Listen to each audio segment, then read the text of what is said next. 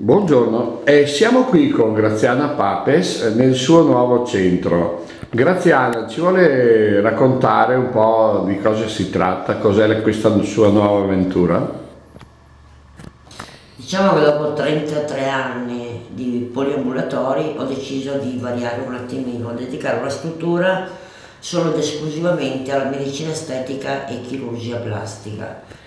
Per cui con lo staff che mi sono creata ex novo siamo partiti da circa 20 giorni, intorno al 10 di aprile, è una struttura nuovissima, la stiamo avviando nel miglior modo possibile e ci siamo avvalsi di sia strumentario che trattamenti che altri non hanno.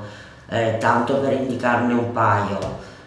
C'è un'apparecchiatura medicale per la quale sono sufficienti 3 appuntamenti, 3 sedute, distanziate tra loro di 2 mesi per riuscire ad ottenere il 20% di riduzione della massa grassa. Come funziona? Funziona che attraverso il freddo l'adipocita si riesce a mandarlo in necrosi, di conseguenza si ha un calo ponderale non indifferente.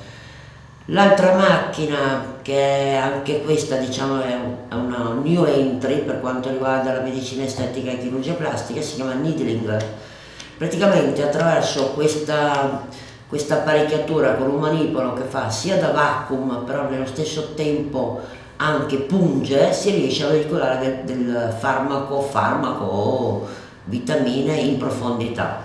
Quindi lo si utilizza sia per chi volesse ottenere un risultato ottimale a livello di rughe, rilassamento cutaneo, interno braccia, interno cosce, tonificazione del seno, nonché si riesce a migliorare notevolmente sia le smagliature che le cicatrici d'acne.